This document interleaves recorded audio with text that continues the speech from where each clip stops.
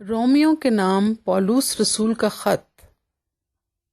اس خط کے کل 16 ابواب ہیں اور اس خط کی ترتیب کچھ یوں ہے۔ رومیو کے نام خط یونان کے خطوط نویسی کے روایتی انداز میں لکھا گیا ہے جو پہلی صدی عیسوی میں رائج تھا۔ پولوس کے زمانے میں خط لکھنے والے پہلے خط بھیجنے والے کو متعارف کرواتے تھے۔ اس کے بعد ان افراد کے نام لکھے جاتے تھے جن کو خط بھیجا جاتا تھا اور پھر سلام دعا لکھتے تھے۔ مقدس پولوس کے خطوط میں اس کے بعد شکر گزاری کی دعا ہوتی ہے اور آخر میں سلام اور دعائے خیر سے خط ختم ہوتا ہے۔ اس خط کا خاکہ کچھ یوں ہے۔ مقدس پولوس کا اپنا اور خوشخبری کا تعارف کروانا، خدا کے حضور ہر ایک انسان کا گناہ گار ہونا، خدا کا انسانوں کو قبول کرنا، ایمان کے باعث نئی زندگی، خدا کا بنی اسرائیل کو اپنے پاس بلانا، مسیح کے بدن یعنی کلیسیا کی زندگی، مقدس پولوس کے منصوبے اور شخصی سلام۔ رومیو کے نام پولوس رسول کا خط۔ مقدس پولوس اس میں اپنا اور خوشخبری کا تعارف کرواتا ہے۔ روم میں مسیح کے پیروکاروں سے مقدس پولوس یہ کہہ کر اپنا تعارف کرواتا ہے کہ میں رسول ہوں اور خوشخبری کی منادی کرنے کو بلایا گیا ہوں۔ روم کے ایمانداروں کے لیے شکر گزاری کی دعا کرنے کے بعد مقدس پولوس خوشخبری کے بارے میں کہتا ہے کہ ہر ایک ایمان لانے والے کے واسطے نجات کے لیے خدا کی قدرت ہے۔ آئیے کلام مقدس میں سے سنیے رومیو کے نام پولوس رسول کا خط، اس کا پہلا باب، پہلی آیت سے 15 آیت تک۔ پہلی آیت سے 7 آیت تک خط میں تمہید باندھی گئی ہے اور اس کے بعد 8 آیت سے 15 آیت تک شکر گزاری کی دعا ہے۔ کلام مقدس میں یوں مرقوم ہے، سنیے۔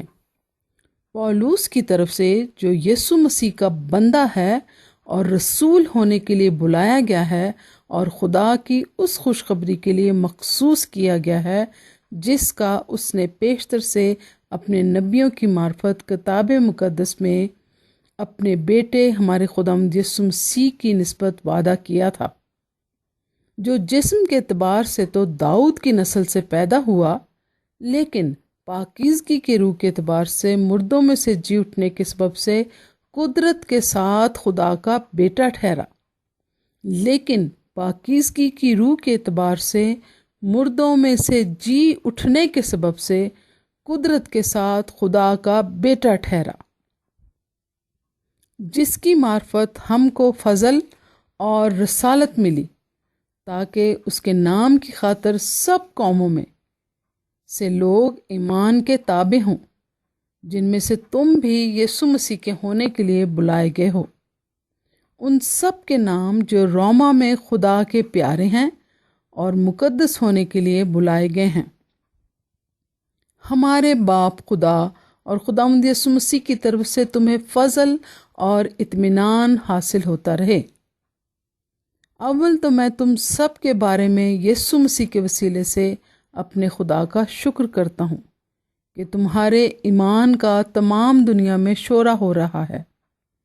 چنانچہ خدا جس کی عبادت میں اپنی روح سے اور اس کے بیٹے کی خوشخبری دینے میں کرتا ہوں، وہی میرا گواہ ہے کہ میں بلا ناغہ تمہیں یاد کرتا ہوں اور اپنی دعاؤں میں ہمیشہ درخواست کرتا ہوں کہ اب آخر کار خدا کی مرضی سے مجھے تمہارے پاس آنے میں کسی طرح کامیابی ہو، کیونکہ میں تمہاری ملاقات کا مشتاق ہوں تاکہ تم کو کوئی اور روحانی نعمت دوں جس سے تم مضبوط ہو جاؤ، غرض میں بھی تمہارے درمیان ہو کر تمہارے ساتھ اس ایمان کے باعث تسلی پاؤں جو تم میں اور مجھ میں دونوں میں ہے۔ اور اے بھائیو، میں اس سے تمہارا ناواقف رہنا نہیں چاہتا کہ میں نے بارہا تمہارے پاس آنے کا ارادہ کیا تاکہ جیسا مجھے اور غیر قوموں میں پھل ملا वैसा ही तुम में भी मिले, मगर आज तक रुका रहा। मैं यूनानियों और गैर यूनानियों, दानाओं और नादानों का कर्जदार हूँ। मैं यूनानियों और गैर यूनानियों, दानाओं और नादानों का कर्जदार हूँ। बस मैं तुमको भी जो रोमा में हैं खुशखबरी सुनाने को हत्तुल मकदूर तैयार हूँ। आमीन। कलाम मुक़द्दस के पढ़े और सुने जाने के वसीला से सब सुनने वालों को बरकत मिले। आमीन।